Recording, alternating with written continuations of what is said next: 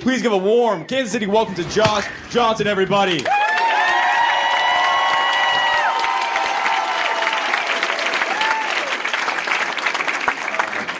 I've been reading a lot of history lately. I don't know why, but maybe it's because it's such a fraught time. Feels better to read history just to be reminded, like, oh, that was worse. You know? And you also get a real sense of yourself from reading about the past. You see the mistakes people made, so hopefully you don't make them and everything. And I was reading a lot about Juneteenth because Juneteenth is coming up, and admittedly, like, you know, I learned about Juneteenth pretty young, you know? And I can tell from the scattered clapter that a lot of you don't necessarily celebrate Juneteenth. I'll put you on game real quick. This is the thing. I was reading about it because it's probably one of the most fascinating times in American history to me, because it was like the fulfillment of a promise in a way. America is a place for freedom, and it's a place for understanding yourself and building out an identity to be free with, right? And it's something that we were founded on, but it's something that took a long time to come to fruition, you know? And Juneteenth, by the way, is not a number that black people made up. That I understand it does kind of sound like that as well. Like, Juneteenth is a holiday, just so y'all know. Because sometimes, as black people, we do make up numbers. If you know a black person, especially in the South, you've probably heard them say 5011. And 5011 is, I want to be clear, not 5011. It's also not 5011s. It's just our way of saying too many. You know, you'll hear somebody be like, I told you 5011 times, take out that trash. And you know that a child is about to be whooped. You know? Or somebody will be like, he got 5011 baby mamas, and you'll be like, he is a slut.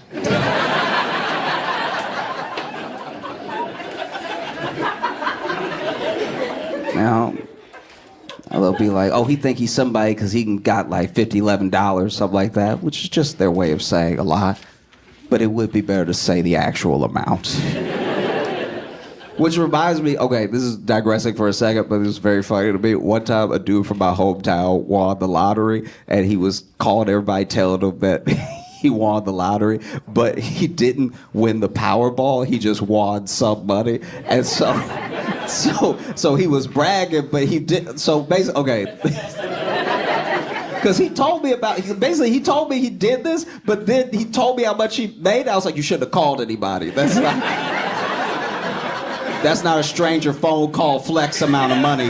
That I get that you won, I'm happy for you, but that's not the amount to be sending people off with. Because he called his ex and he was like, hey, looks like you fucked up because I just won the lottery, all right? You looking at the winner of $60,000. And I was like, that's salary. Like, don't do this. After taxes, that is $30,000, sir.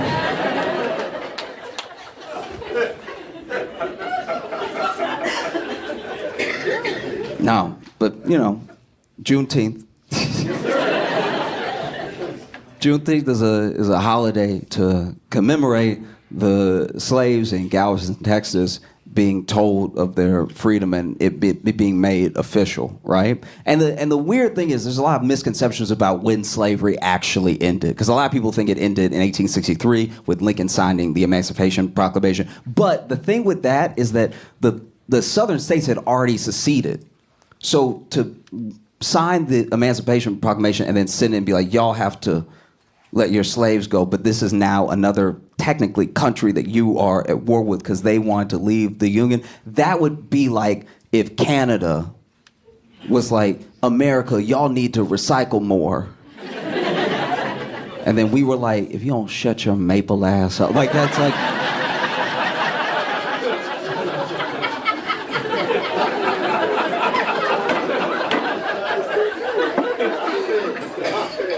because the South was at war with the North, this was to, hurt the southern states that had slavery. And one of the states was actually left off of the Emancipation Proclamation because they had already taken control of it.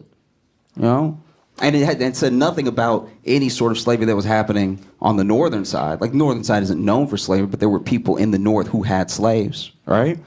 And so then, 1864, I believe it was the Senate that passed it, and then the House passed it in 1865. And then they told everybody later. Really dragged their heels with that one.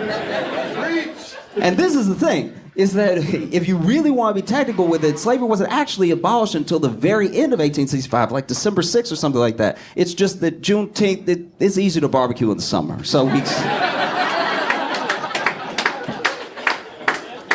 just take that one, But it is a fascinating time in America because it was America fulfilling a promise that it made to itself since its inception. And so many people fought it. That's what's so crazy. Like, America was about to be everything that it was supposed to be, and then there were people that were, standing in the way. And the thing that is, like, the fight for freedom in America, for every person, right? Because every person, no matter who you are, your ancestors had to fight for some form of freedom to be here. Everyone from every ethnicity, everyone from every background, has had some sort of fight to get where they are now. Even the people who can trace their lineage back to the Mayflower, America still had to have a fight to be America. We started out as traitors to Britain, according to them. We were like, nah, we're going to do our own thing. We're not sending you anything else. We pay taxes to you. Y'all don't even come over here. We like coffee better anyway.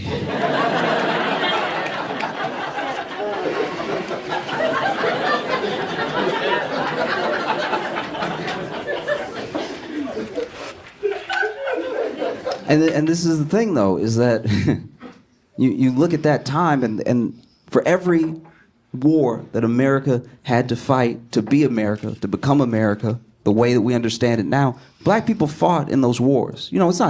It's not talked about as often, but there were black people that fought in the American Revolution. There were black people that were fighting right alongside other white people in other regiments. Not every regiment was even fully segregated. And, part of it was the desperation. We're fighting for our existence as a country, and then we win. And then the founding fathers, everybody's like, yeah, we're free. And the black people were like, yeah, we're free. And then they were like, what do you mean we? No? Isn't that crazy?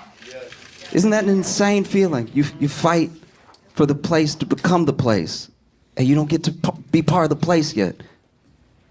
And then, all the way up to the Civil War, for us to have a truly, deeply imperfect union, there was this battle that took place, and there were black people that fought on both sides of the Civil War, which is confusing.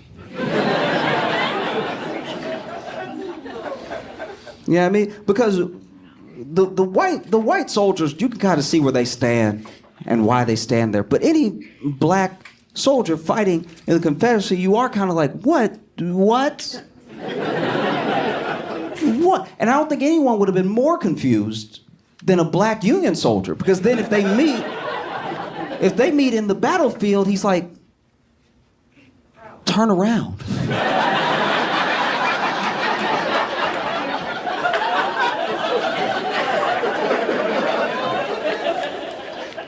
Now, it's important to understand that whether it was the American Revolution or whether it was the Civil War, on both sides, black people fought for promises.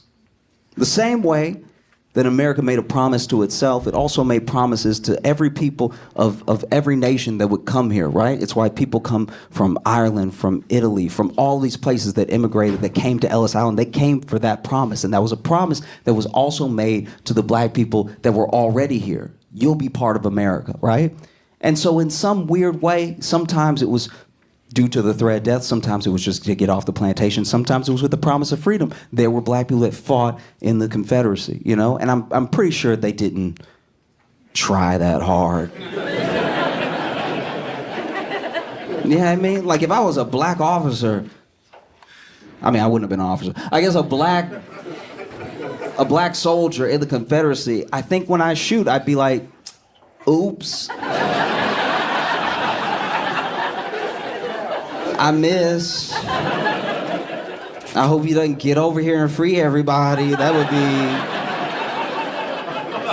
That'd be terrible if they just ran up on us and started being like, you free, you free, you free. You know what I mean? Like, I would hate to get shot with freedom. You know what I mean? I've heard it's terrible, you know? But yeah. And then, you know, Juneteenth started out as just a holiday in Texas because it was about what happened in Texas. It spread to other states, you know? Other states that ratified the 13th Amendment would then, you know, have more and more black people in those states wanting to celebrate Juneteenth. And once again, kept it Juneteenth not because of when it was ratified in the state, because sometimes it was a different year, sometimes it was a different time of year, but June is good for barbecuing, right? But it was probably one of the most awkward times in America because all of a sudden this thing had happened. There were people who made their whole way of life out of the terrible treatment of other people they didn't see as people. And don't be weird. I'm not saying that these were your slaves or something. Don't tighten up on me, okay? Everyone I'm talking about is dead, all right? Don't be weird. Just. But this is my thing. I guess this is what I come back to. It's that time, how that happened, right? You know, I just imagine what would it be like in a household that had slaves, and now they're arguing. They're arguing in the kitchen or something. You know, the couple that own the plantation. She's just like, Bo, what do we do? It's illegal now. We can't. It's illegal. We can't do this anymore, Bo. It's illegal. And he's like, what do you want me to do, Barbara Jean? What do you want me to do? You want me to go out there and be like, oops? What do you want me to do? What's the plan here, okay? All right, because we are outnumbered. Gonna have to handle this delicately, you know?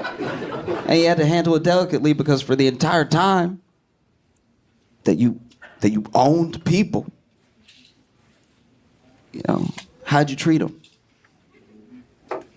How'd you treat these people? Because they are people. How'd you treat these people who can see you now, who can speak to you? What'd you do? You know? Did you commit some of the most heinous crimes of all time? Because at best, you never said please or thank you.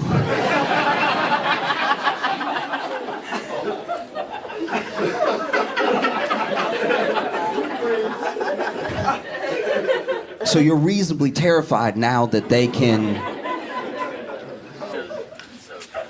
you know, so they're just arguing in the kitchen, I imagine, just like, what do you want me to do? What's this? And then somebody who worked in the house overheard the argument and was like, we're free?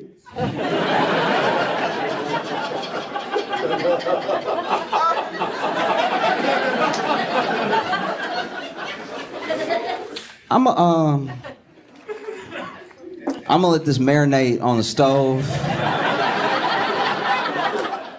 I'll be right back, I promise. I'll be right back.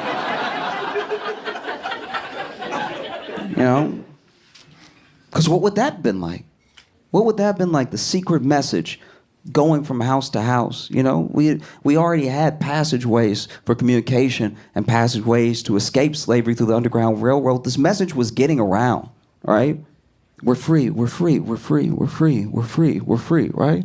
So now someone in the house comes outside to the field and they're like, hey, y'all, I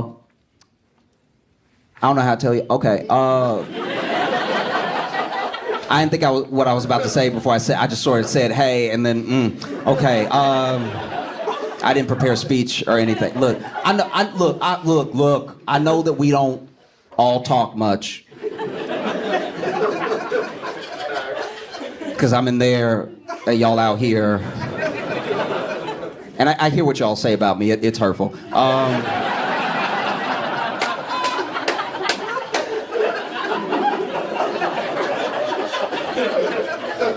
Like y'all yell it, so I, you know what I mean? Like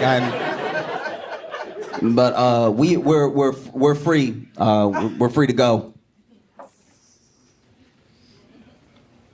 And then everybody was probably like, free to go where? You know what I mean? Because this is the thing about the 13th Amendment that is mind-blowing. It abolished slavery except in the case of the prison, right? And the practices that you could constitute as slavery continued way after slavery. There were sharecropping. There were all of these different little systems to keep slavery intact. It's why we have unpaid internships, you know?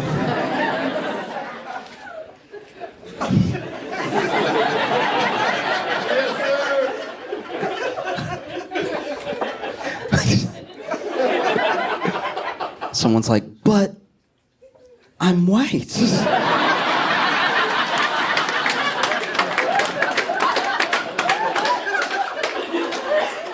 Yes, even you. No.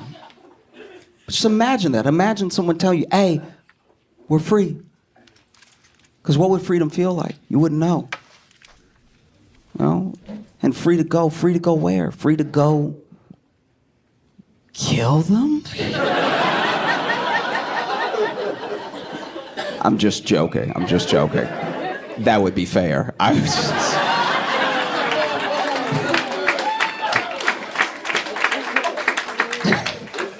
No, it's just, it's mind-blowing to me because, one of my friends, I grew up in Louisiana, so I knew about Juneteenth being so close to Texas, and it was celebrated in Louisiana from a young age. A lot of people try to act like they always celebrate it now, because everyone's embarrassed to learn something, you know what I mean? Like, it is a true thing. You see people in New York that are like, oh yeah, Juneteenth every year for Juneteenth. I'm like, all right, maybe, but...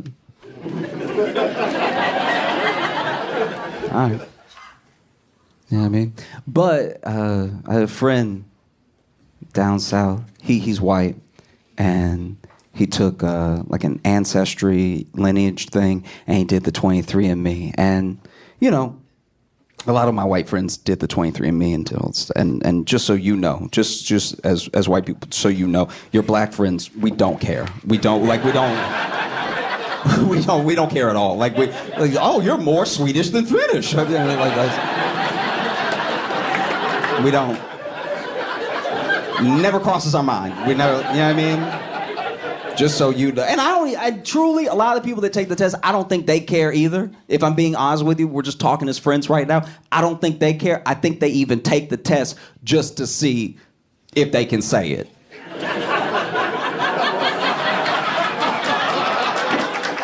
Do you know what I mean? Like, they take because anytime one of your white friends is like, hey, I'm actually 5% black. You're like, all right, why are you? I don't know, I just wanted to know if I could sing the whole song now.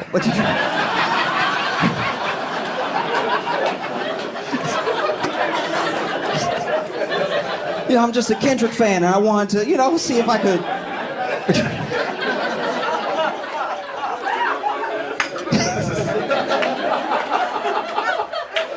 No, but he did the Ancestry thing, and he did the DNA test, and he found through both that his family never, in America for a huge portion of his lineage, but they never owned or worked with anyone who operated in a way. They never owned slaves. Yes. And if you've never watched the white guilt leave somebody's body.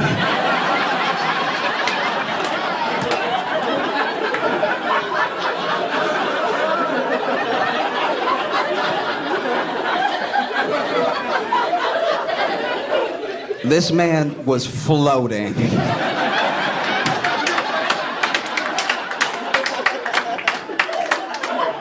This man was floating in waves. Just like, I'm too Irish to be bad.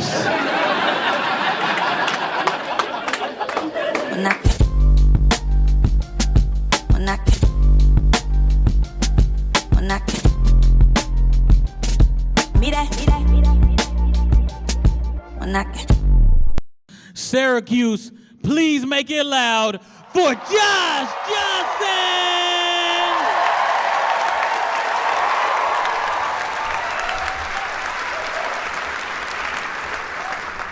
I look back on the time that I was in Chicago, like out on my own for the first time, just like learning about myself, learning about life, and like, I am begging. I don't like to beg, but I am begging, like all of us, especially like young men. You a young man out on your own for the first time. There's some things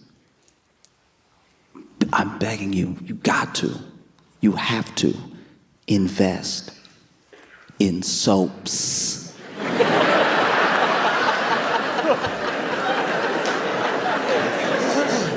I know good men. These are good men. These are good people. These are good young men. They're not gonna cheat. They're not that type of person. But they have some misconceptions about life, like one soap can do it all. It can. I am begging you. It can.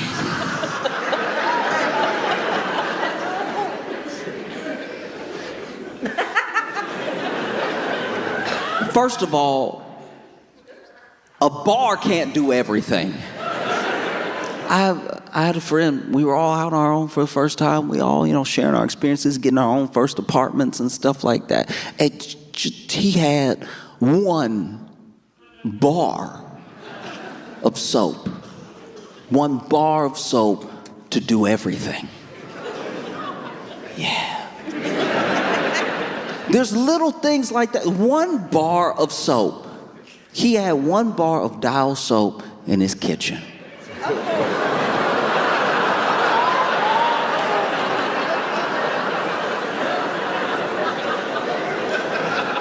Looks like everyone here was raised right.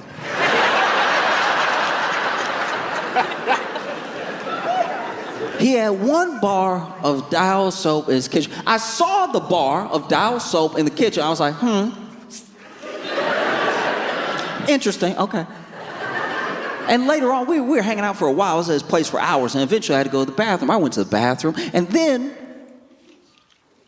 I went to wash my hands. But there was nothing. There was nothing. There wasn't a bar in the bathroom, and I checked the shower. I was checking, I didn't even see body wash. There was nothing at all. I just had wet hands. I was just wet. Not clean, slippery. Because that's also a whole different conversation. Just because you have wet your hands does not mean you have clean hands. You cannot just wet your hands. This is how disease spreads. You cannot just be wet and nasty. You're still nasty. You're just nasty, but slipperier now. In fact, you've become a super spreader. You now easier to be nasty because you can flip the nasty. You say you wash your hands, you wet your hands. So then, I'm over here, okay, there's nothing in here. There's not a single thing, and he lives alone, there's not a single thing in here. So I was like, okay, look, maybe I caught him on a bad day. He needed to go shopping, something like that. So then I did something I very rarely do, but I went ahead and under the sink, opened the cabinet to see if there was just a bar there. Nothing. He didn't even have cleaning products or medicine, or there was just pipe under there.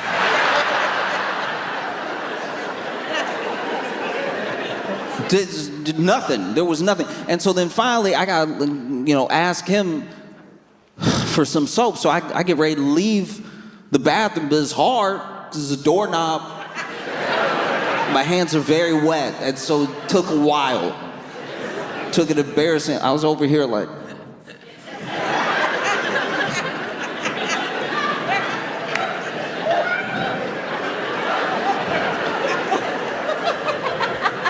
I finally make it out of the bathroom. And I go up to him like, hey, there's no soap in your bathroom. And he's like, oh, my bad, soap's out here. And I said, what?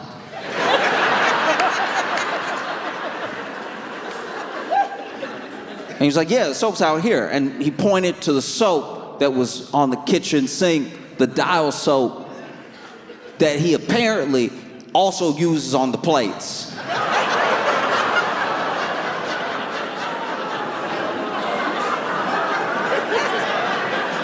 I don't know what's nastier now. Washing my hands with soap here, because this is the only bar soap I've ever seen that's got food on it.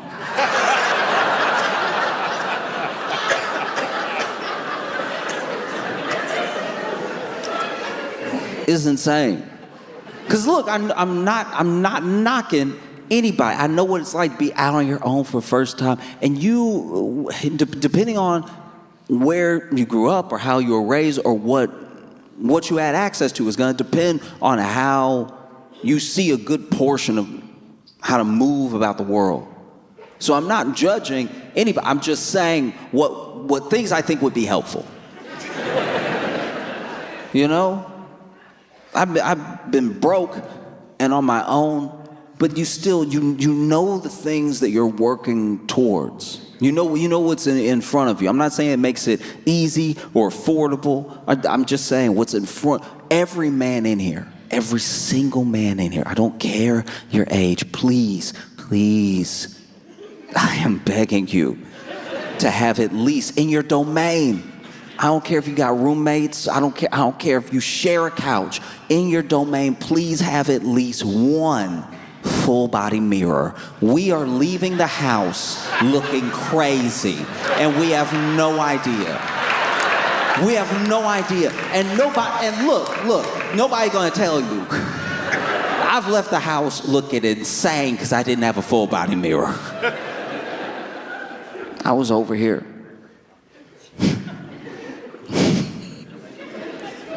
I was over here.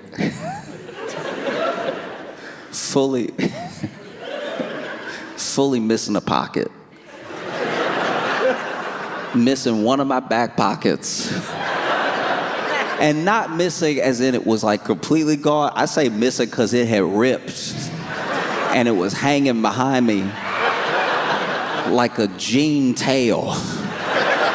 And I had no idea because I didn't have a full body mirror to give myself a twirl before I left.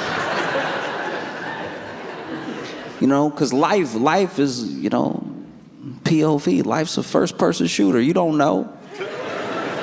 You don't know unless you look around, unless you look in that mirror, what you really look like. Sometimes we think it looks dope. Sometimes we think it looks fly. And a full body mirror would warn you. You know? I'm not knocking all fedoras. I'm simply saying that some people don't have fedora head shape, and it's not until they see themselves in a fedora that they go, oh, this is for somebody else.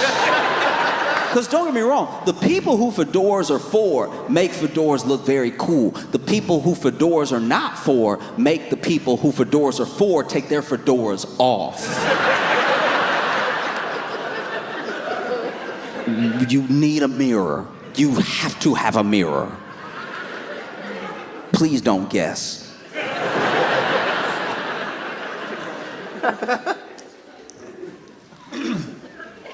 On the subject of soap, like, this is the other thing. Every soap has a purpose. It's been figured out already. It's been market tested. Our grandparents divided the soaps.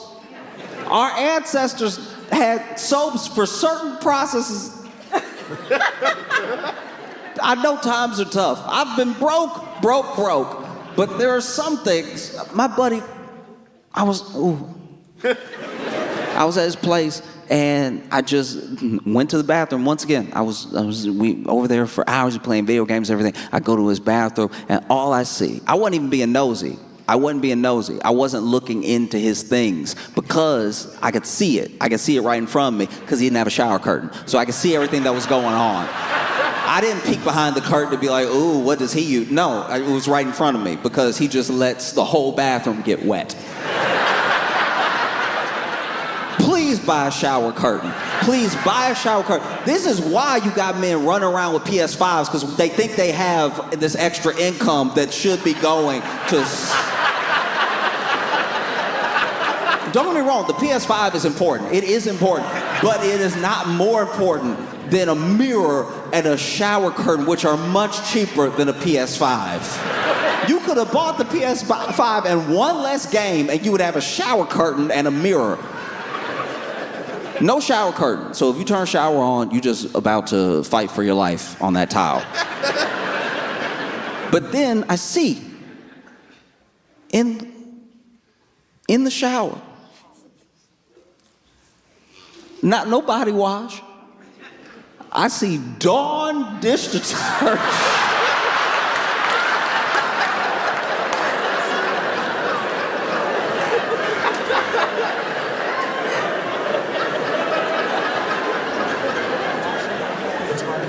I'm not a confrontational person, but if you're my friend, I gotta say something. I came out the bathroom with the dish detergent. I was like, no, it can't stay in here. It can't. I walked up to him. I was like, you're not a bowl. Are you a man or are you a cup? What's wrong with you right now? You've been using this on your whole body.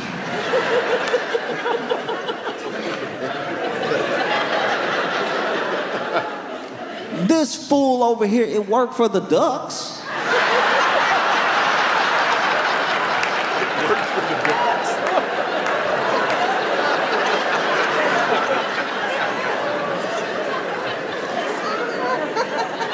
I know not. I know.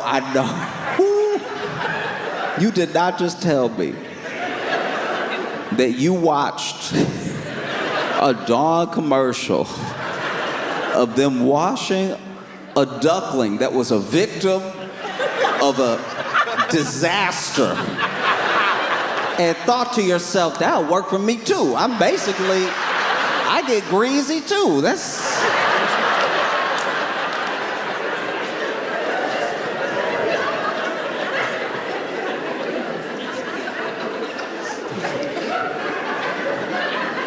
Washing his body. Do you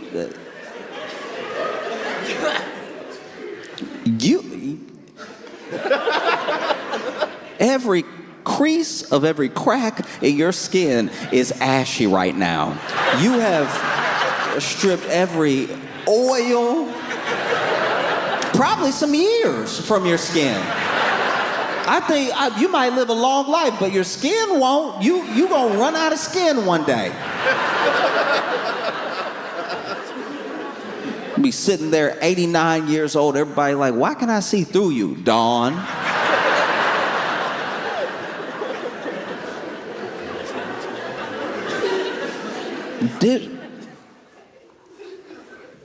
Dish soap is tough because they don't see anything wrong. They don't see what's with one bar for the whole house with dish soap in the shower. One friend, he's a friend. He's a good person. He's a good man. He's one of those good people that does the good things that we think we do if we had the time. He makes the time. This man volunteers. This man looks out for people. He's a good man, truly. But when I found out he was taking baths with laundry detergent,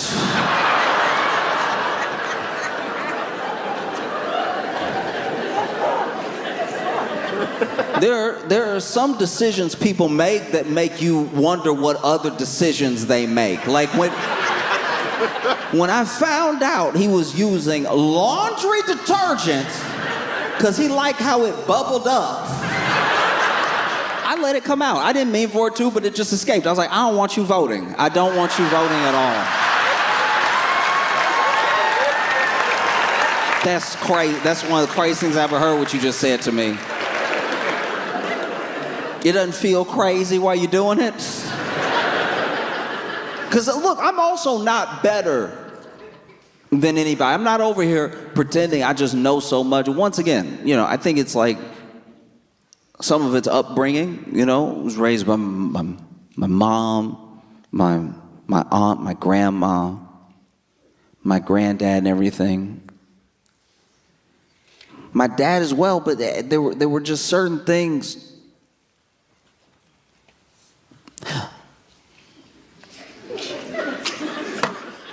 It's hard to admit.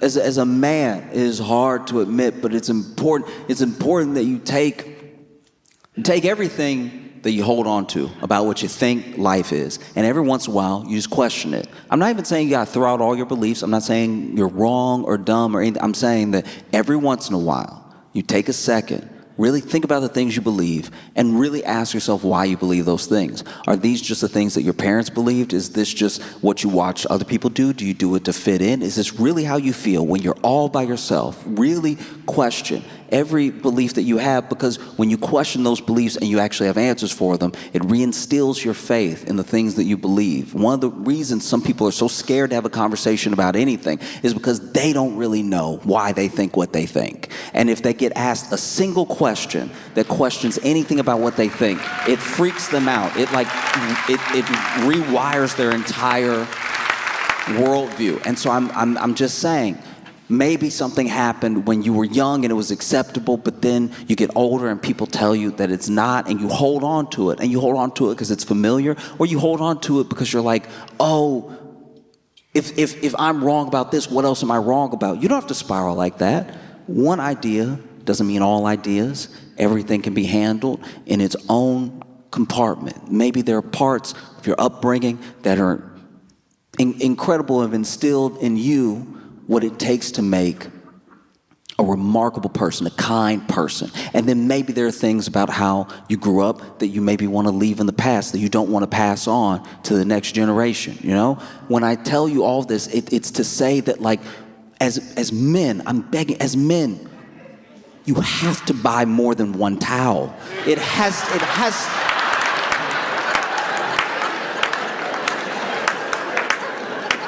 I know you live alone. I know, but the towel is never as clean as you think it is, and it can't be a towel for everything, because then some parts are not good for other parts.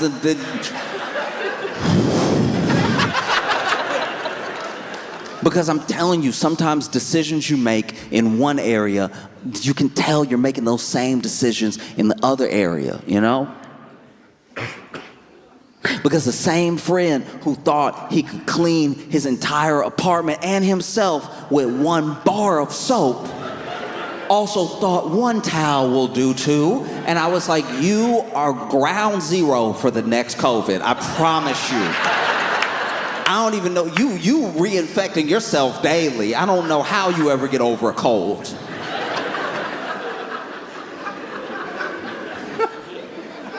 It can't dry you and the dishes. It can't dry you and the dishes. It cannot wash you and the dishes. You just have to, I'm just saying one more time. If we can get you to 2 towels, we have doubled the amount of towels in this home. And that's progress. Please, there are good men out there. When I tell you there are good men, living good lives, by the way. But then when you see their apartment, I get why she thinks you're gonna kill her, because there's one towel. It's one towel. What if she stays? What if she stays? And now there is one towel. And your precious towel, your one towel, the towel that's supposed to keep this entire place dry and clean, is on the floor. What have you done? What have you done?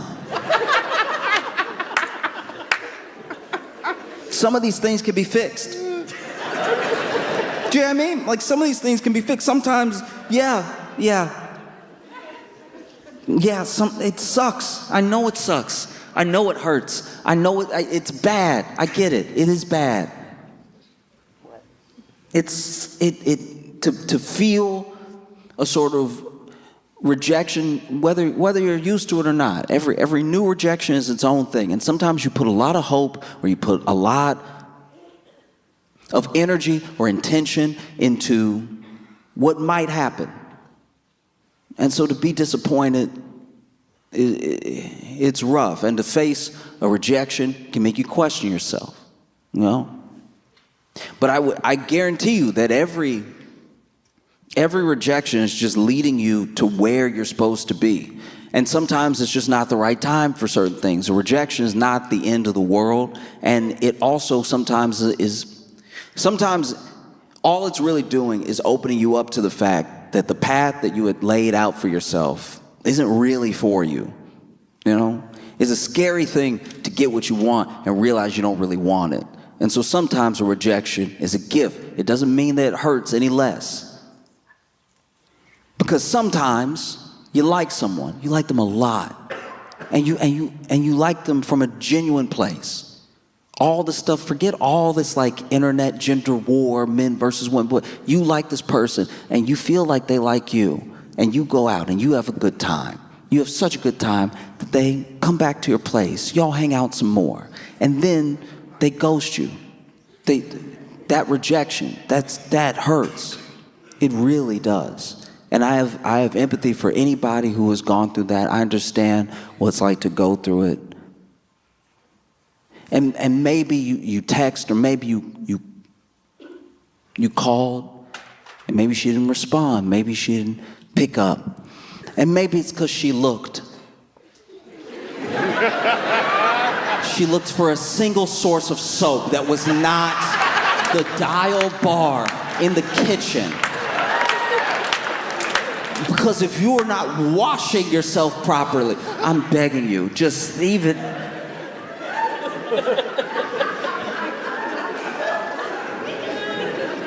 And look, I'm not saying it's a thing you should have in the back of your head. Oh, she's gonna check my cabinets to make sure I take care of myself. I'm just saying that, like, if you don't use soap, it's not a lot of detective work that goes into. And if you use soap weird, if you doing some soap stuff that's not meant to be done, you also gonna get caught, all right? Because if you washing yourself with dish soap like it's body wash, and you scream every time you put a shirt on,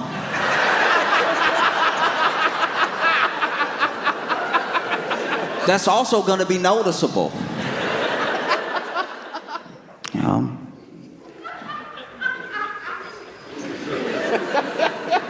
Because there are certain things that I see that I could honestly say, at least to me, when I see them, I'm like, yeah, I think only a man would do this, I think. You know what I mean? Like obviously that used to have a sentiment of like something like deeply like misogynistic or bigoted or something, like only a man does this thing. But I feel like when people say it now,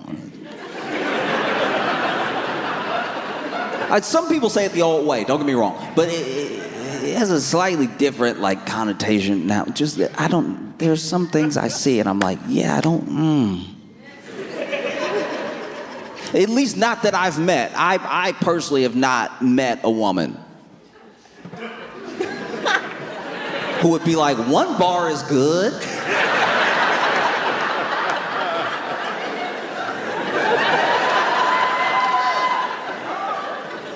Yeah, you see stuff like that sometimes. I'll even say that kind of popped in my head during that whole Netflix Skyscraper Live. Okay, if you don't know what this is This dude named Alex Honnold, who's like a climber. He's a specialty climber. He does free solo, does all that stuff like that, all this free climbing. And he climbed Taipei 101, tall skyscraper, right? And the entire time he was going to do it, it was leading up to this live event that was going to be on Netflix. And I think everybody tuned in to see if he would die. I think, like, that sounds grim to say, but Netflix trying real hard to be the first stream death. Like, they want it bad. You can tell they want it bad. They're like, yeah, let dude go ahead, climb up the skyscraper with no rope, and let's just see what happens. It's like, that's from the people that brought you Squid Game. Yeah, y'all want to see something horrific. That's true. That's just a fact. And then he takes off. This is what the only thing I didn't like about it is that he is doing this incredible thing, but they clearly didn't program the thing that well because they were sure he was gonna die. I'm just being honest with you. They didn't program this thing that well because they just let this expert climber start climbing, and then he climbed like an expert, so then he made it look easy, so then people weren't as impressed as they should have been. Truly, I don't think people realize what he did. They should have had me climb first.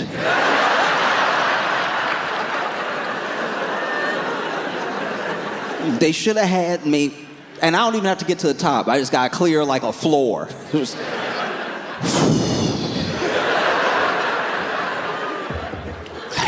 Okay. All right. Okay.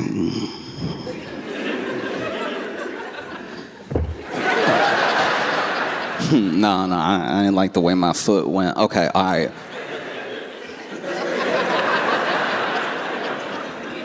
And then just let a regular person who doesn't climb try to ascend. Because then you'll see how difficult the thing is, because this dude is over here making it look easy. He's making it look like cake. You know, just over here. And he's so nimble. And he's got so much strength. He has so much strength. They had that dude do a muscle up in a cutaway. So what they did do, they had a little bit of footage that they pre-taped that they played during some of the live climbs. So they would cut to that once in a while. I personally think they should have had more, but who knows? I guess they thought he'd fall the first 10 minutes or something like that. But anyway, they did this cutaway, and they looked at his training. And for his training, he did a muscle up. If you don't know what a muscle up is, you clearly never been to a park with people who have been to jail. Because, oh, they know how to do a muscle up. Muscle up is something you either get real good at because you practice calisthenics and have a really clean diet and are dedicated to your health and nutrition, or you've just been to prison. Because a muscle up is where you do a pull-up so hard that you pull yourself over the bar and then you're above the bar. It's very hard to not look like a superhero when you do it. And he did a muscle up like it was nothing. He didn't even break a sweat. He was still talking the entire time. He was like, yeah, so I start the day with some of these. And I was like, oh. What type of felony movements are you doing?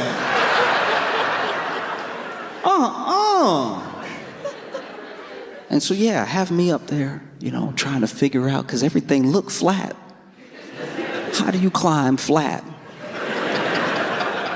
Yeah, but even Spider-Man looked like he's struggling sometimes. How do you climb flat? But this dude's climbing a corner all the way up, 100. I think if it were me, I'd be like, okay, all right, let me get.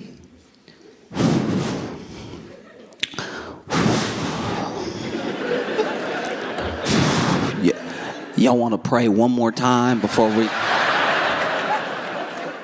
Because the way this dude did it, he literally just put his foot up and then jumped up and then was gone. It was wildly impressive. But you wouldn't know it because they didn't have a regular person give them.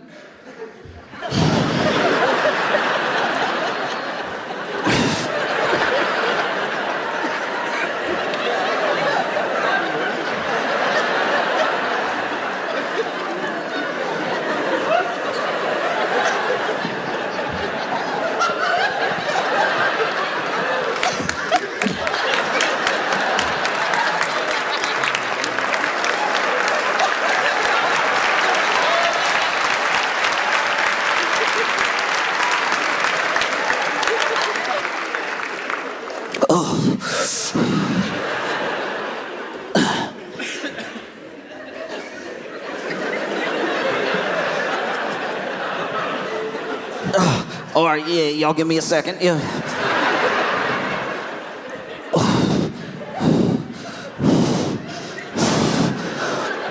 Oh. Okay. They got 100 of these. Okay. I'm gonna get, if I can just get my foot.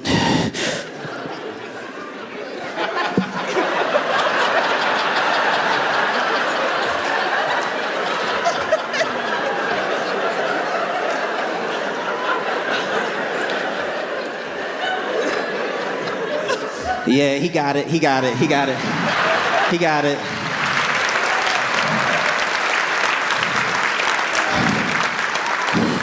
No, he got it. I'm good.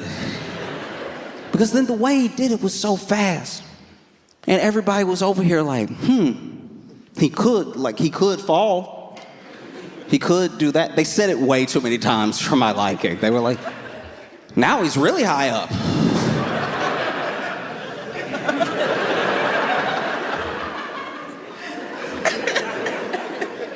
And they kept doing this thing, instead of like showing us, once again, through someone else, how insane this thing is.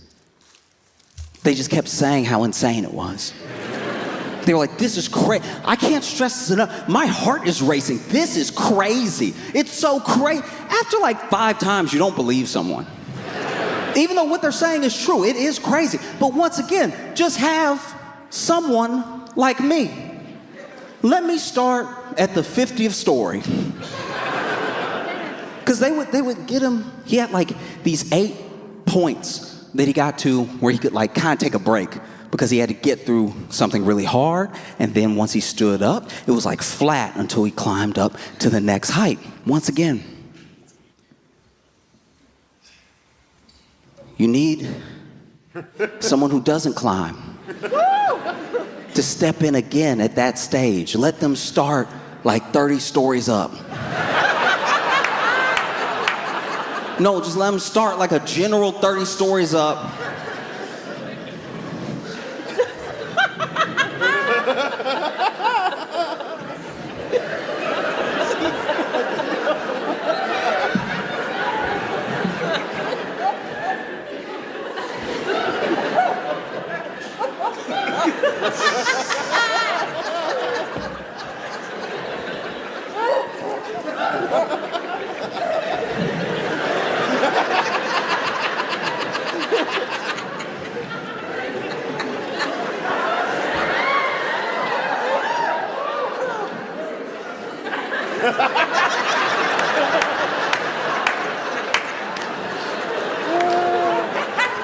Because it was windy.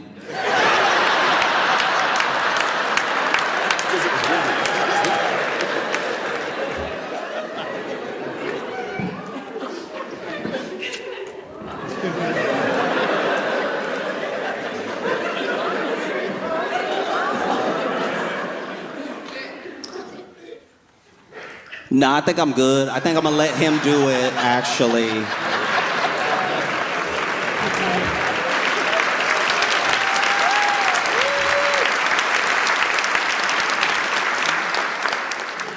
Yeah, because this dude, he also didn't play up how hard it was for him, so then he was acting like it was so easy that it just seemed super easy. So after a while you're watching, you're like, all right,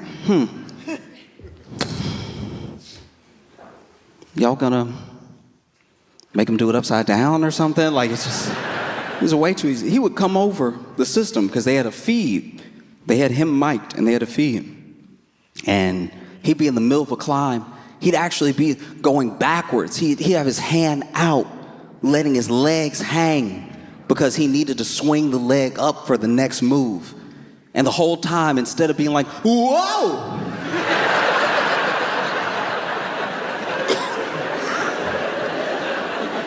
This man was over here making me bad. This man was over here, hey, can y'all put my music back on? Can you put my music? It just doesn't really feel like somebody defied death that hard where they're like, hey, can you put the music back on? I'm a little bored. You know? And they had some really cool shots in it too. They had his wife down there on the ground with him. Then she was up at the midpoint, and he waved to her in the window and everything. And she was like, hey. Because she had never been there before with him while he was doing one of these things. Because why would you? No, truly, why would you? Why would you? Let him do it. That's his thing. Let him do it. Let him come back home. Why traumatize yourself watching him? You know? Because then he was over here, you know, in one of the documentary portions talking about how, you know, he has kids now and everything, and people always ask him if it's different doing this stuff before he had kids and doing it after. And he was like, well, before I had kids, I never wanted to fall. And now that I have kids, I really don't want to fall. And then that thing, I mean, to the best of my knowledge, I think it hit like number 3, number 6 on Netflix. What do you have to do to be number 1? Like, that's crazy. This man climbed a skyscraper live. Didn't hit number 1. That's why I don't know if I like that top 10 system. Because sometimes, like, murder documentaries will be all there. And if I get murdered and somebody make a documentary about it and I hit like 8, y'all better try again. Nah.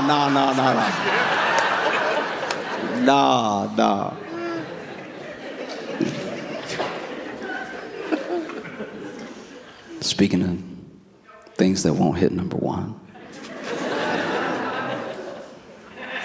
Melania had a documentary come out.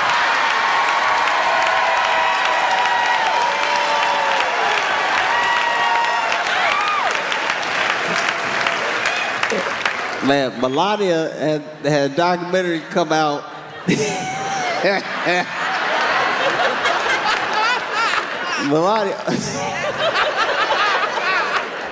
Melania had this documentary come out, and let's just say, if it were an album, it would have hit aluminum by now.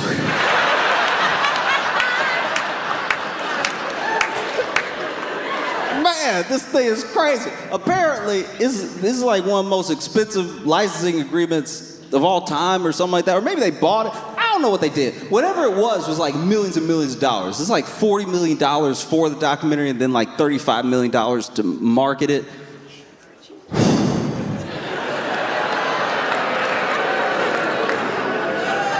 You don't have to boo, you're already not there.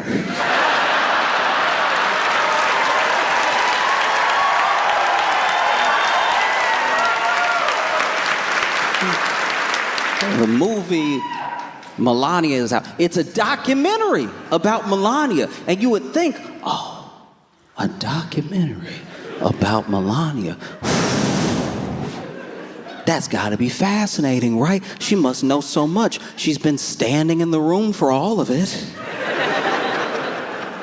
You know? Come on, a movie about Melania. Yeah, I'm curious about Melania's life. How did she... How? All of it. How all of it? How? I remember, even before he was president, I remember seeing sometimes, you know, like Trump with a beautiful woman, and I'd be like, how? I mean, the answer's money, but there's a part of you that's like, all right, plenty of people have money. Like, but Melania specifically, I was like, how? How? It's crazy. And yeah, it went worldwide. Because I guess you can release anything to everybody.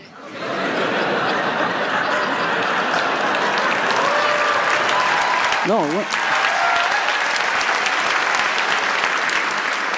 it went worldwide. The whole thing is really crazy because the documentary I thought was going to be about her life, which I was like, all right, some people might want to see that to know how.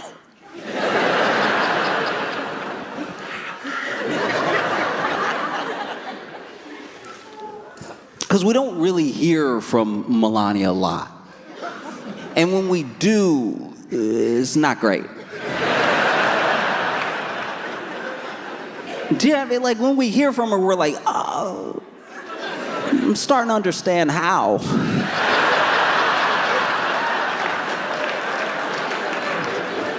You know? Because we do this thing that, there's so many problems in the world. It's not like I'm harping on this one as the biggest. But we do a thing where we don't really, like, give women enough agency in their choices, and sometimes we infantilize them, and whenever they're dating or married to a jerk, we always assume they must have been tricked or duped or whatever. And it's like, and this is going to be a hard thing to hear.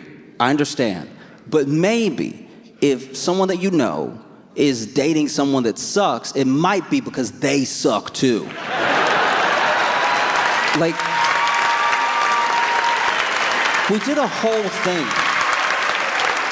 We did a whole thing in the first term where it was like, oh my gosh, save Melania. Oh my God, like the poor baby. She has to be first lady, and he's like right there. Meanwhile, look, Melania can not only take care of herself, but she's there because she wants to be. She may not want to do everything. Don't get me wrong. She may not want to do all the responsibilities, but that position in life, being his wife, she's there because she meant to be. She didn't wake up and go, oops. You know what I mean? She's right next to him, and she knows. You can tell she knows. Because whenever he put out his hand, she like...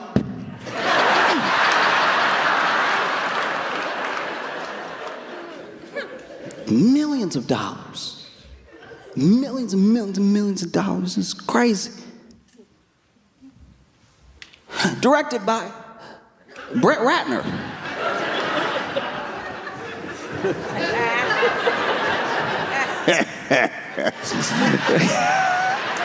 Directed by Brett Ratner.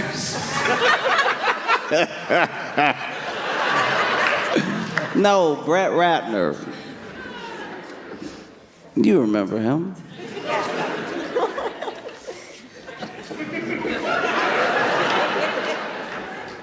Yeah, Brett Ratner making a comeback with this documentary.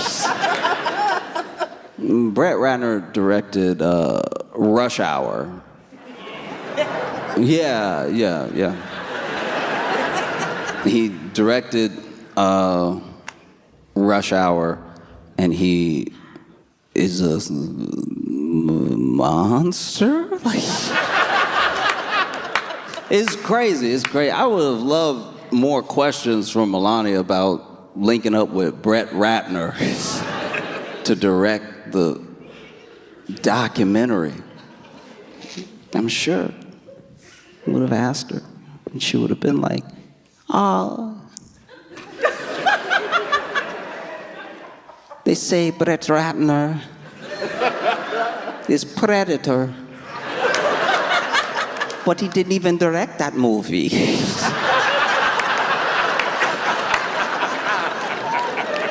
So few people are watching it that when I even just tried to look up the reviews, you can't even trust the reviews because the reviews are like half people who didn't watch it making fun of people not watching it, and then the other half are people who seemingly have been paid through a Craigslist ad to leave a review that is positive about the movie, but they haven't watched it. So they are alluding to things in the movie that I'm sure don't happen because I don't even think they know who Melania is. See what I mean? Like, there was a review I saw, 5 stars, and it was like, I love the fantasy of how it plays out. I especially love Angelina Jolie. And I was like, that is Maleficent. That is crazy that you didn't have the reading comprehensions.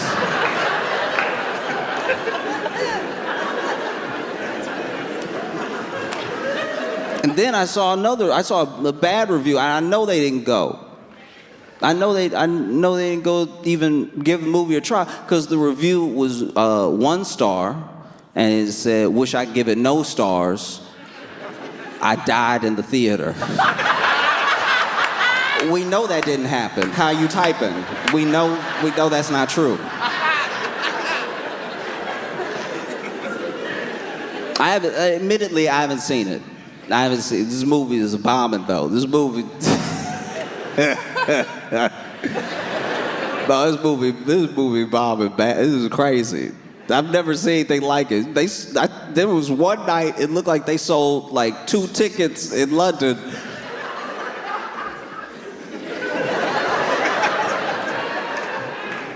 And not to the same showing. It was one ticket for 2 different showings. And this is what you gotta understand about if you're not selling at least a couple in the back of a whole theater for a whole screening, and everybody knows the movie's bad, and you're still not even selling. There were plenty of places all over Europe and in the US that were having no sales for the movie at all, for any showing, right? And that means that even the people who go to the movie theater to do heroin picked another movie. That is crazy. You knew you were about to get privacy. It was about to be dark. Nobody was gonna be talking, and you were still like, no. That's gonna mess up my high.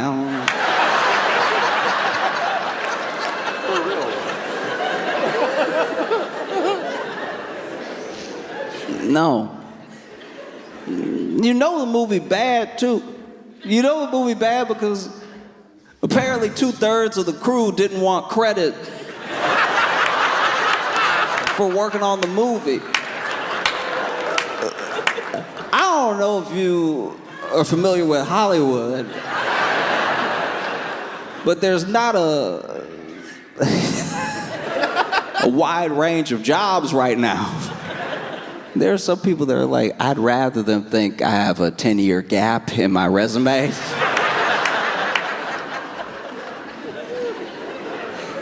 They give you credit just for work, like you just did it, so then they give you credit. You did your job, and then they're like, that was done by this person, so we're gonna put this person in the credits. It takes effort. It takes effort to hit up the editor and be like, hey, can you hit backspace on my name?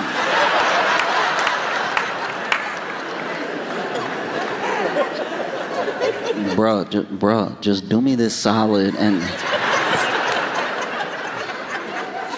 just lay that knuckle on the space bar and hit backspace a couple times. If you can't delete it, can you change it?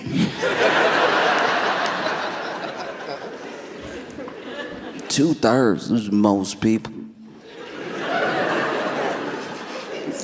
Two-thirds.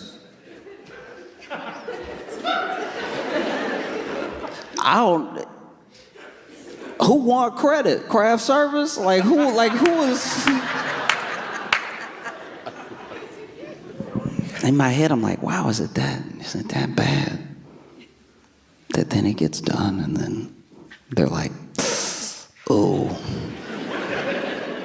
I don't want anybody to know that I was holding the boom for this. Imagine you over here.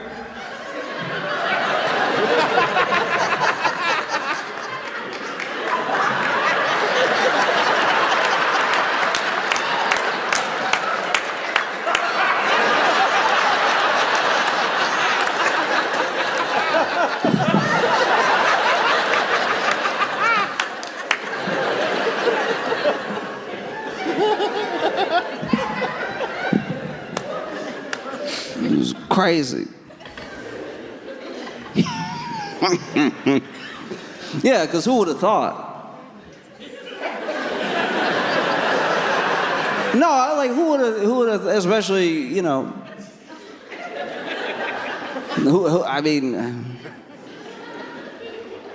you must really not understand your target audience.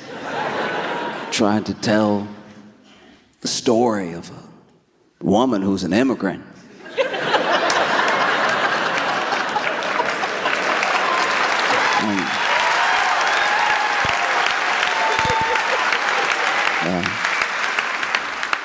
They're speculating on what the movie is gonna gross. And I think it's gonna gross.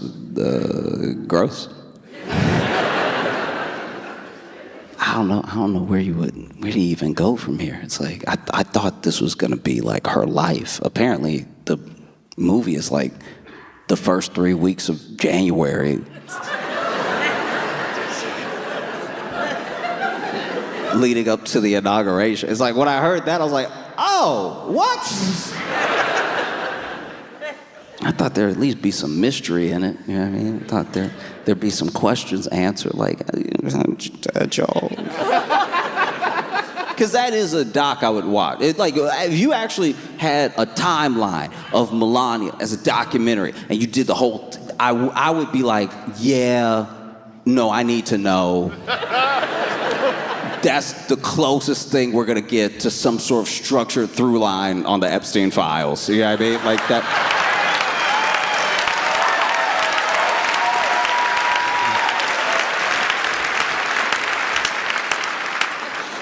Even if it's crowded, it'll be long, you know. No, it just blows my mind. I don't know. We're in a fragmented place now where it feels like maybe a sort of like monocultural moment as far as films go is beyond us. Who knows? Because we haven't really had a breakout event that got lots of people excited in a way that almost meant a sort of frenzy since like Barbie and Oppenheimer came out. That was like the last time that people were like, we're gonna go to the movie all day, we're gonna double up, I'm gonna wear pink and watch a movie about bombs.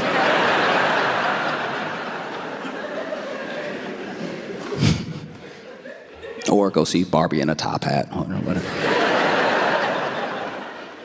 Yeah, and it's crazy to think, because when you see things like the Netflix top 10, and you see what these, at least is what Netflix says, are the most popular things in the US, most popular things in the world, and you see where these numbers lay out as far as titles, it tells you a lot about what we collectively would like to see, because it's what we seem to be picking across cultures. And there's still things that are like baffling to me about it. Like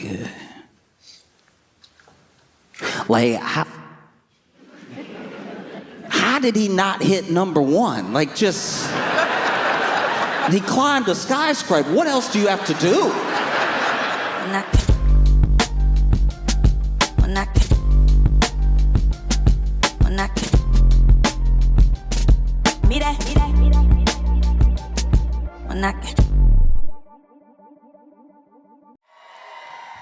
You've seen him all over the Daily Show. You've seen him on YouTube. I want y'all to put your hands together, put your hands together, put your hands together. Give it up for Josh Johnson.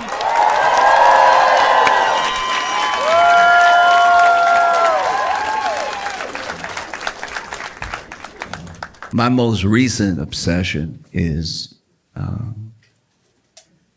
this court case, this lawsuit against Cardi B.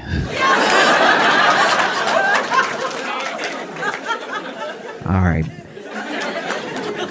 If you're not familiar with Cardi B, Cardi B is a rapper, and she is also a national treasure. Cardi B is incredible, and this case is pretty wild. Basically, what is being alleged in this case is that Cardi B assaulted a security guard. It's alleged that Cardi B assaulted the security guard, and you hear both stories throughout the case. The security guard's story is that she was at work, you know, securing the building. And then Cardi B walks in, and then she's like, oh, Cardi B. And Cardi B didn't seem to like that she was approached, that Cardi B was like, what are you doing right now? Why are you in my face? And then Cardi B got nasty with her very quickly. And so they were in the elevator together, and she said that she followed Cardi B out of the elevator to clear up any confusion. I don't know if it was to apologize or anything, but she admits that she did follow Cardi B into the elevator and out of the elevator. And then she said Cardi B really lost it and started cursing at her and everything, and then started swinging on her and stuff, and that she got a little nick on her cheek from Cardi B scratching her face, right? And then the receptionist and the doctor that Cardi B was there to see, because Cardi B was in the building for a doctor's appointment, that they broke up the fight, and then everybody went about their way. But because of this assault, because of this nick on her face, she is suing Cardi B for about $24 million.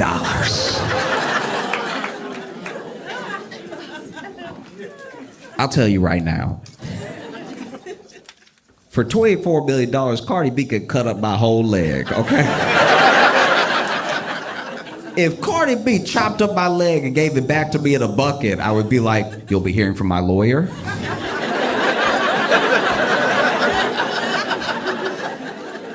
$24 million. That's crazy. So then, Cardi B's account of things is that she was going to the doctor. At the time, she was pregnant. She didn't want anybody to know she was pregnant. She didn't tell anybody, and she didn't even tell her security guard where she was going that day, her personal security, because she was just trying to keep this whole thing private, right? And even the doctor's office had blocked out time just to make sure they didn't have other clients coming in back and forth, and Cardi B was gonna be the last appointment of the day, right? So Cardi B shows up to the building, and then immediately she hears Cardi B, and so already that's not ideal, right? Like that could happen at any time. Cardi B is very famous, but then she is getting in the elevator, and then she notices the person who screamed Cardi B got in the elevator with her and has a phone in her face, and so she goes, "What are you doing? Aren't you security?" Because she had security on her. And then she's talking to her while she's in the elevator, and then she exits the elevator, and she says she can still feel this person behind her. So then she turns around, she's like, "Hey, what are you doing? Why are you recording me? You gotta get out of my face. I'm trying to go to the doctor." And then that's when the person who was recording her, the security guard, got real angry and was like, "I could do what I want. It's my phone. This is my building," which is a misunderstanding of what security is.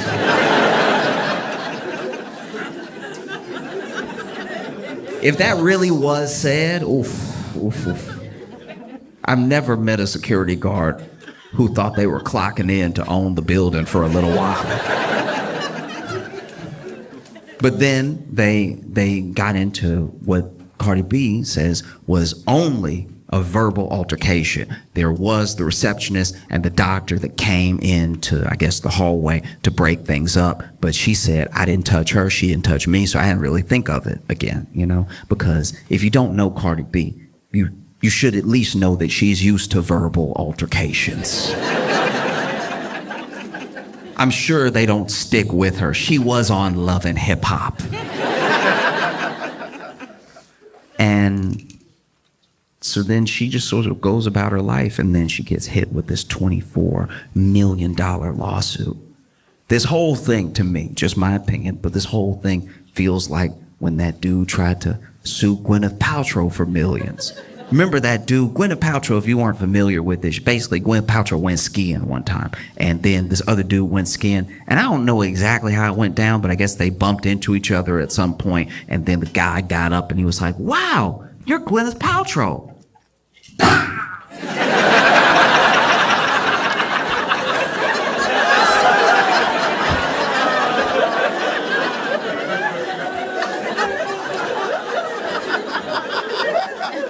Oh, I'm ruined.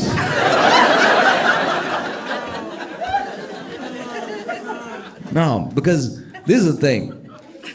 Coming after Cardi B seems like kind of easy in a lawsuit like this, just because she was on shows like Love and Hip Hop, and in Love and Hip Hop, there's a lot of this. In Love and Hip Hop, whether you're watching Atlanta, Hollywood, New York, there's a lot of almost fights. You know what I mean? Usually it is stirred up by the producers. They get everybody nice and drunk, and then they're like, hey, you won't believe what she said. And then they always believe what she said. And so, Cardi B's been known to pretty much never back down. In fact, there was this old case. I don't think anything ever came to it in like a court sense, but Cardi B was doing I think it was a festival, could have been a concert, and somebody threw something on stage. Somebody threw like a water bottle, and this has happened a lot in like the past. I don't know. People lost their minds through COVID and everything, and now people sometimes even film themselves throwing something on stage. I don't know if it's like to get a reaction out of the performer, and every performer has a different reaction to it. There are some people who, as soon as something gets thrown, they walk off stage, show's over, and they don't even try to continue. There are some people that try to dodge it, act like it didn't happen. There are some people that try to dodge it and then try to find the person who did it and get security to kick them out and everything. Well, basically, there was a time where someone threw a water bottle at Cardi B, and I believe she dodged it, but she must have seen who did it, because she immediately threw the microphone at them.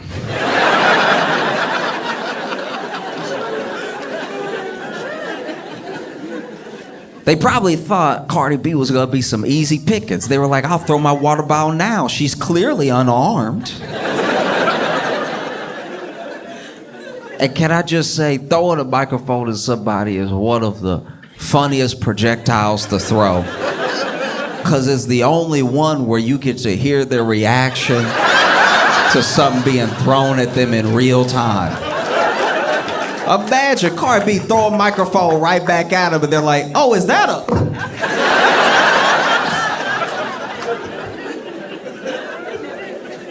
Last thing the crowd hears before the show ends is, whoa, watch out!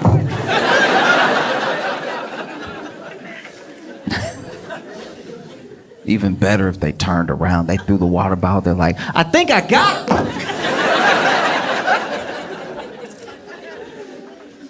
And so,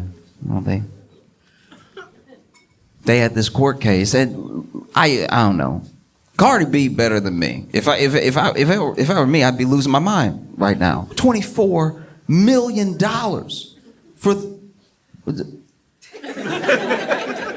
that's what she's alleged. Like, the security guard is alleging $24 million. I don't even think I got $24 million worth of head. I think even if I was in a horrific accident, I'd probably only get like 10, maybe. And that's with half the head missing.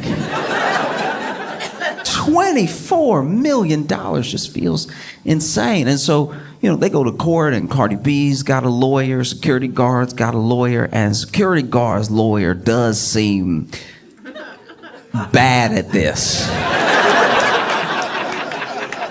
I don't know the law. I'm not a lawyer. I don't even know some of the stuff they're saying. When they get into like the real nitty gritty, like the weedsiness of the law, I don't know what's happening, right?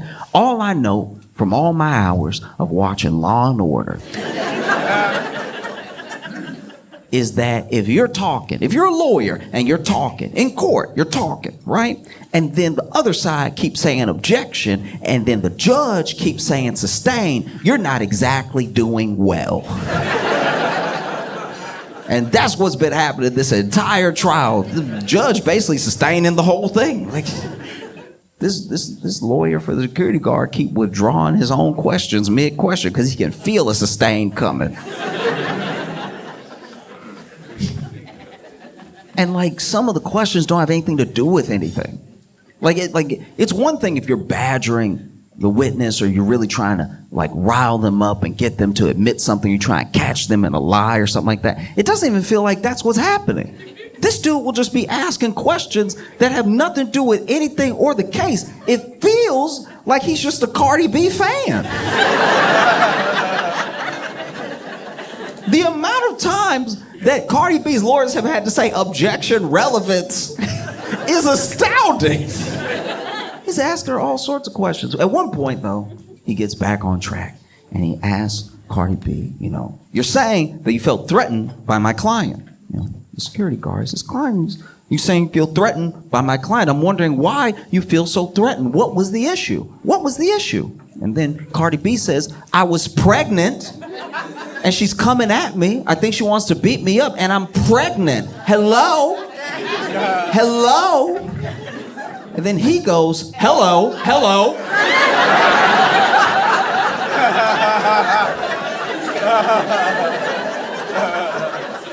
Hello, I'm here. And that's when it occurred to me that maybe what's happening is that this security guard's lawyer, maybe, just throwing it out there, potentially has never met a black person. I think if you've never met a black person in your life, and your first black person is Cardi B, that's a bit of a crash course. That would be like if I never met a white person in my life. Never met a white person, never talked to a white person, didn't even see one in a movie. Never met a white person. Then my first white person ever was Bill Nye the Science Guy.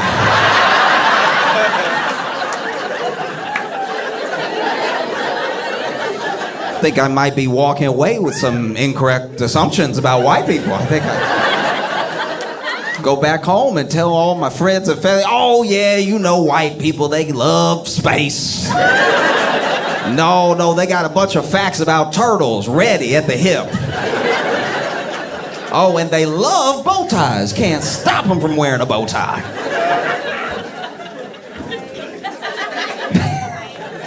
The only time I've seen something like this exact moment, this type of thing, this like misunderstanding in that way, was on a TV show called To Catch a Predator. Okay. I don't know if you remember To Catch a Predator, but in case you never watched it, this was some insane reality TV. Basically, To Catch a Predator, they did just that. They would lure and then trap predators online who thought they were talking to underage kids, right? And they would have all these long conversations with them, and then they try to meet up with them. But when they tried to meet up with them, they would go to like the Sting house, right? And at this house, they would show up thinking they're meeting this underage person. Turns out they're meeting Chris Hansen. If you don't know Chris Hansen, you don't know Dateline. All you need to know about Chris Hansen was he was the To Catch a Predator. Oh, you would hate to see Chris Hansen coming if you were a predator. And so they would lure these predators to this house, and then especially season 1 was like no other thing. Season 1, when people didn't know what was happening, that was some of the wildest television I've ever seen. Because they didn't know who Chris Hansen was, all of them. Some of them did, right? But most of them did not. And so they'd show up to this house thinking that they're gonna meet this underage kid, and they might even call out a name or something. Then Chris Hansen would walk in. Chris Hansen walk in holding some papers and everything. Now, because they don't know who Chris Hansen is, they think maybe this is the person's dad or something. So they immediately, they feel caught, but they don't know how caught they are, right? So then Chris Hansen would walk in and be like, hi, how's it going? And then he'd tell them to sit down, and they always sat down. Chris Hansen would sit them down, and then he'd ask them what they were doing here. And they'd try to come up with some sort of lie on the fly or something. And then he would ask them how they know this underage kid, and they'd try to come up with some lie on the fly, something like that. And then Chris Hansen would be like, oh, that's interesting because I have the transcripts of your conversation. And no matter what color they were, you watched the color leave their face. And then Chris Hansen would ask them what they meant by certain things in the transcript of the messages and stuff, and these people would just sink. They was terrified, devastated, right? And then Chris Hansen would be like, okay, all right, you've answered all my questions. You can go. And even the predator would be like, what? Really? Like, yeah, you can go. You can go. And they'd be like, oh, okay. I mean, I thought my life was ruined or something. All right. And then they would get ready to walk out. And when they walked out, they were immediately tackled by the local police department. And not just tackled, like properly football tackled. This would have been unnecessary roughness in the NFL. This is the only time nobody's gonna take you to task over police brutality. You know what I mean? Because the police, to their credit, they would announce themselves and say, get on the ground. They were just saying, get on the ground when they were already airborne. Like, police would be in the air, legs up, get on the ground. It's like, you know your shoulder about to be in his neck. They would tackle him and they cuff him up and then they throw him in the car and they take him to jail, and then in jail they would go to the interrogation room and they'd have to answer all of Chris Hansen's questions all over again. I guess him asking was just practice. You know, and there was this one time where this guy comes in, and I don't remember what season it was, but this guy had a very interesting aesthetic. Like he was white, but he had a very like Vanilla Ice vibe to him. You know what I mean? And so he walked in, but when he walked in, he was like.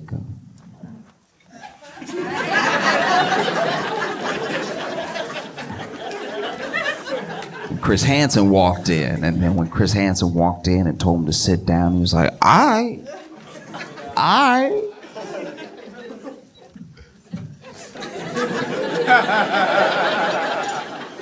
And then Chris Hansen does the thing that he does, asks him why he's there, asks him why he's been talking to this underage kid and everything. And then a thing I forgot to mention before that also happened in all the episodes was when Chris Hansen finally announced himself, where he was like, I'm Chris Hansen with NBC's To Catch a Predator. Cameras would come out from all these different rooms, right?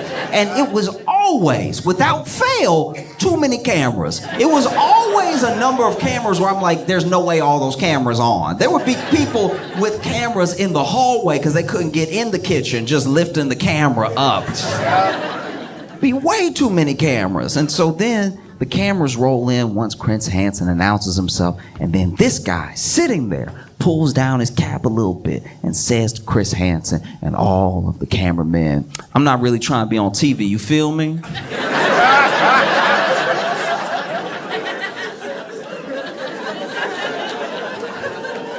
Repeats it. I'm not really trying to be on TV, you feel me? You feel me? You feel me?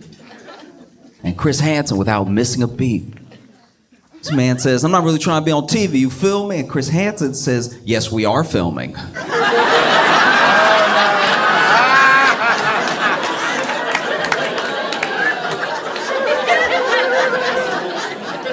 And I haven't seen such a misunderstanding until the security guard's lawyer says to Cardi B, hello? Yeah, I'm here.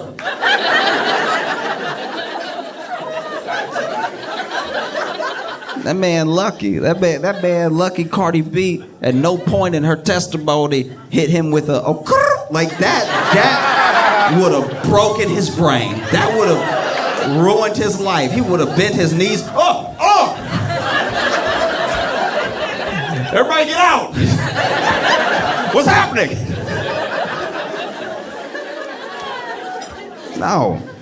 Because once again, this dude is wild. This dude is asking her questions about things that have nothing to do with anything. At one point, I think he's really, in his head, he's having his like Perry Mason runaway jury moment. Like he's doing he's doing something right out of Law and Order in his head because he gets his planted stance. He starts going in on Cardi B and he says, today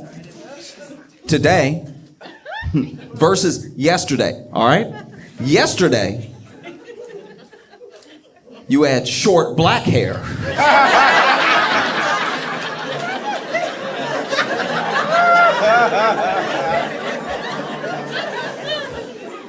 Today, it's long blonde hair. 2 days ago, it was long black hair. Which is it? I don't know why he thought he had her. That was incredible. I don't know what I think he expected Cardi B to be like, I don't know. Oh no. What's happening? I thought he probably had some follow-up questions ready. He's like, if you're changing your hair, how do we know when you're not changing your story? All right? Miss Cardamom Basil. If that is your real name.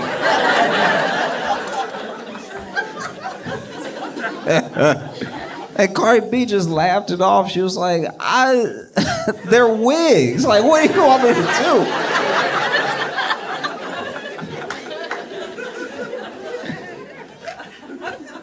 And then, he gets into the stuff that's more relevant to the case, and he's trying to grill her back and forth with question after question after question. And he finally gets to this point where he's like, why did you feel threatened? She says the pregnancy thing and everything. But he's like, you said yourself that my client is about your height. Why would you be intimidated by her? And then Cardi B goes, yeah, I mean, she's a little bit taller than me, but she's bigger than me and everything. And I don't know what she wants to do. Now it seems like this person wants to beat me up. I don't know. Like, I don't know if they went from wanting a picture to beat me up or just wanted to beat me up and record. I don't know what's happening, right? And so then this guy goes, why are you so intimidated by it? You're saying that she's bigger than you. What makes you say that?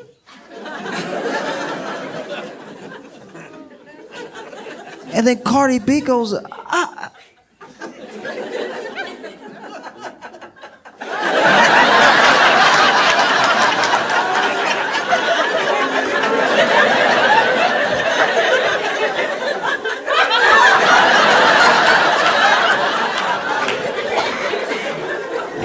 like, do I have to say it? No. And then he's like, are you calling my client fat? Are you calling my client fat? All right? Did you call her fat that day? In fact, you called her fat that day, didn't you? And then Cardi B is like, no, I was only calling her the B word. Like, it was really just that. I didn't really have time for anything else, Sort of said that over and over again. Didn't really get to work in any other details. And this lawyer, I don't know, like, it's like now what we're getting into is stuff that I guess isn't nice, but I don't know how it helps his case, because then he just keeps egging it on. He's like, but you said that and you said other things, didn't you? You said other things. And then Cardi B, to her credit, it starts admitting everything that she said, right? She starts just repeating verbatim in court. She just cursing in court openly, just non-stop cursing in court, right? And he's like, is that what you said? Say exactly what you said. I mean, she's right here, right now. Say it again. Say it to her face. Say it again. And then even Cardi B is like, what is happening? Like, you want me to curse her out again? Like, is this one like a freebie or something? Like, I can't tell what's happening. It's like, no, you were so threatened. You were so completely threatened by my client. What makes you so threatened? And then she's like, well, at the time I was pregnant and I was 130 pounds. All right. And then she was like twice my size. You know what I mean? And then once again, he gets on the same thing. He's like, are you calling my client fat? And she's like, no, I'm not saying. She just, No, what? I don't know. What are you trying to say? Say it. Say what you want to say. There's no harm here. Say it. She's security heavy.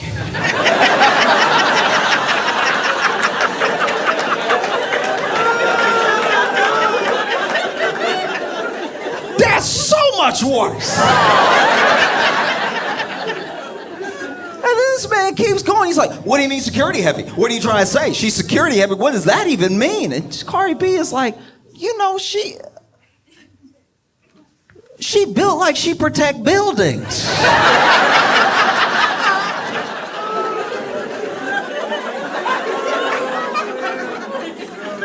If it were me and I was Cardi B, I'd probably be sitting there furious. Cardi B better than me, you know?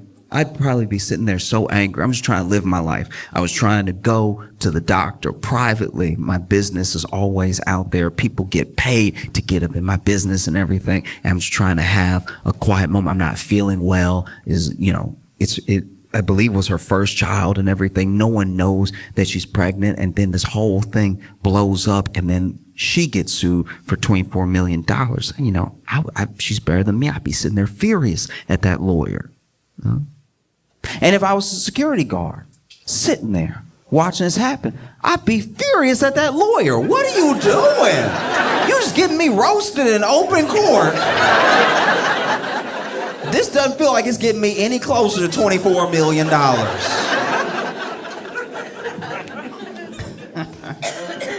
Oh.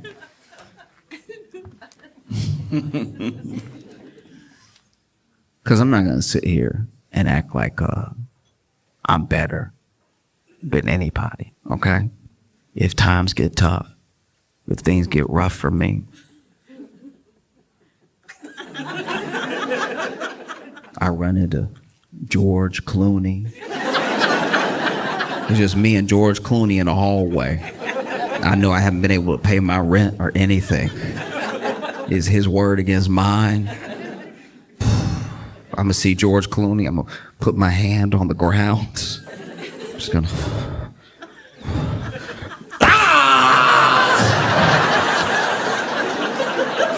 Look at what George Clooney did to me.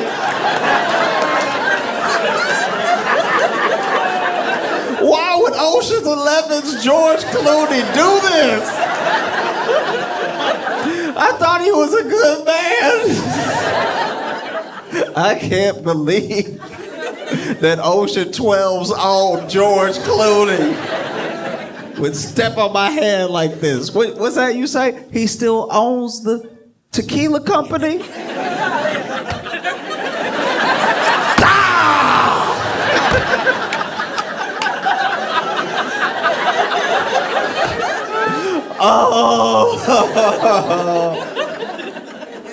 Oh no. Who would have thought Ocean's 13 George Clooney would be capable of something like this? I thought he'd be president one day. Nah, easily. It doesn't have to be George Clooney. I don't even need like A-list. I really don't. If I see Neil deGrasse Tyson, times are tough, I run into Neil deGrasse Tyson. I'm throwing a bowling ball straight in the air and catching it with my head. I was like, oh no! I can't believe Neil deGrasse Tyson did one of Newton's laws of motion to me.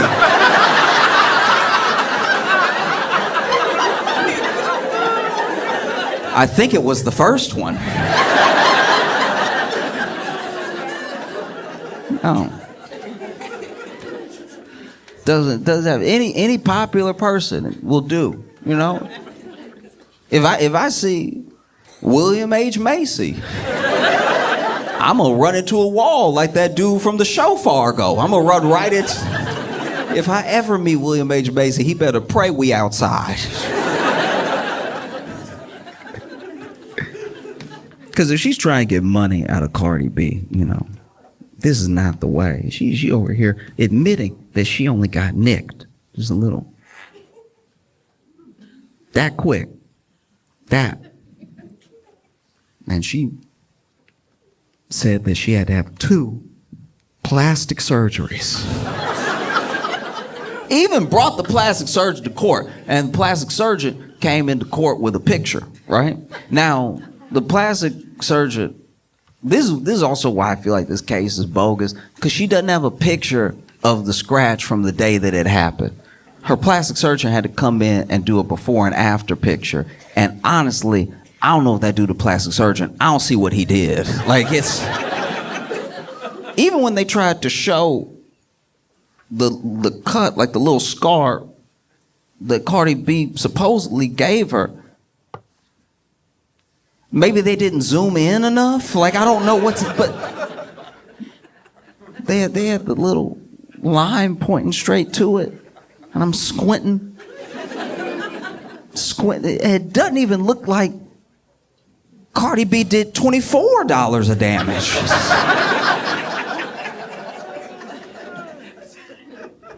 Oh, you try and get money out of Cardi B, this is not the way to do it.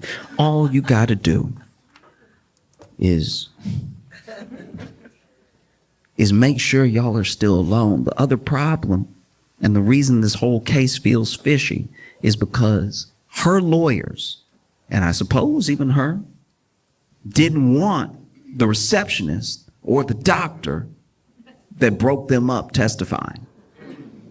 That seems suspicious. If I got $24 billion worth of damage done to me, I'd call everybody who was within earshot. You know what I mean? Oh, you heard me. You remember? I was like, oh no, $24 million just fell out of my face, right? So the fact that her lawyers didn't want those people testifying seems fishy. And then you kind of understand why. I don't know if she was a fully surprise witness or anything, but I know they were trying to block it for a long time. And so the receptionist finally sits down on the stand and testifies, right? And the security guard's lawyer is over here asking just all the relevant questions, right? And some of the questions are getting objected to and then sustained because they're a little leading. You know what I mean? Like he asked a question about how wasn't it my client's job to see fit who should and should not be in the building? And then obviously Cardi B's lawyers objected because how is the receptionist for one office building in this entire building supposed to know all the ins and outs of the security guard's job, right? And they get to this moment where the receptionist comes out because she says that she heard a commotion, and she gets out there and Cardi B is up against a wall like this, like back up against the wall, and security guard is yelling in her face, right? And so then she, immediately upset by what she's seeing, gets in between the two of them and is breaking it up and tells the security guard, I don't know what's going on here, but you need to go back to your post. This is very unprofessional, everything. And everybody's screaming just so everybody can be heard, right? And the lawyer gets excited. He's like, and so do you think that this could be the moment that Cardi B scratched my client's face? And then the receptionist goes, actually, I'm really the only one that got hit out of the both of them. Like, I was... You know, you try to be a good Samaritan, but... And not only does she say that she's like the only one that got hit between them, but she got a scratch on her face, a scratch that bled, and a scratch on her face that bled that came from the security guard. You could tell the lawyer's out here panicking. He's...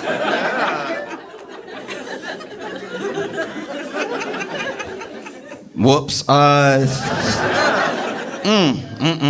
Okay. All right. And so then he starts, in my opinion at least, sort of badgering her a little bit with questions to try to double back from the fact that now it looks like the only person that may have assaulted someone is his client.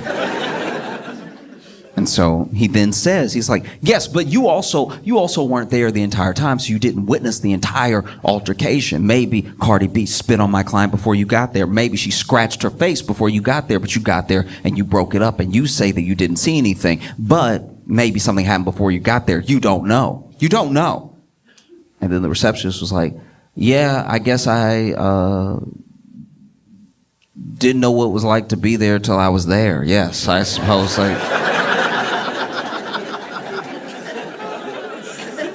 got me there.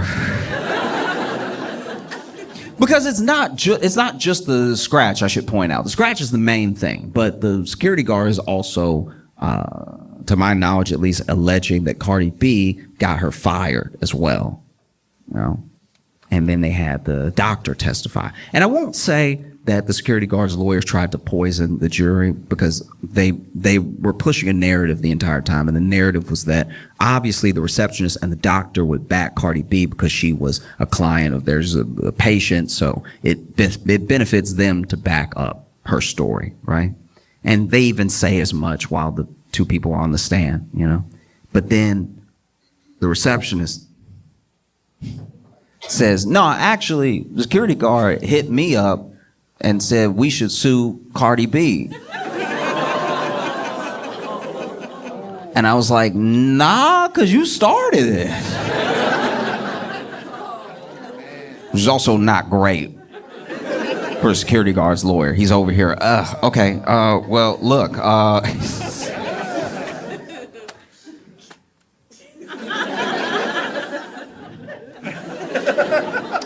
nothing further.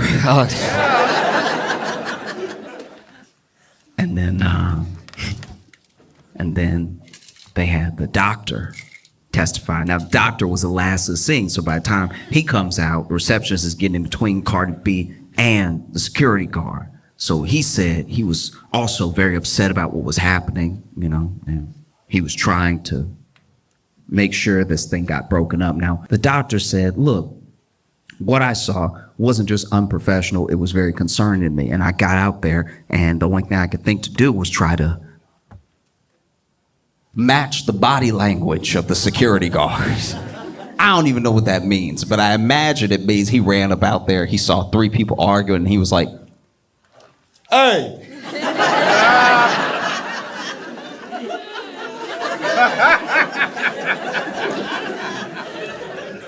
Cut that out!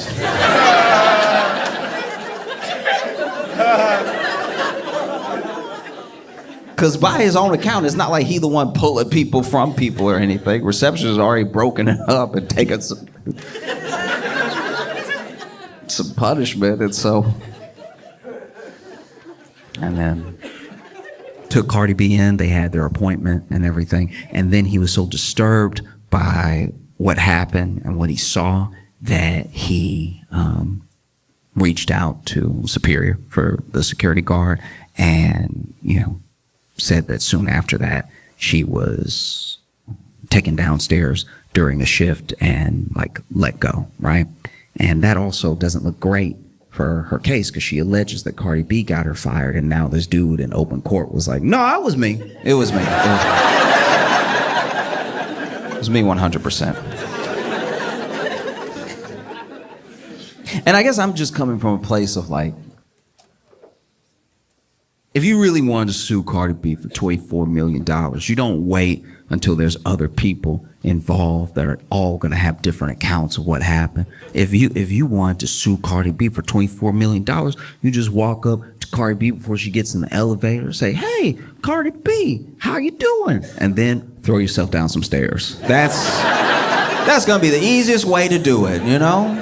Throw yourself down some stairs, all the while screaming out Cardi B singles for every step that you hit. You finally hit that last step, you're like, oh, why would top charting artist Cardi B do this? Oh, she's really about that life. These are bloody shoes.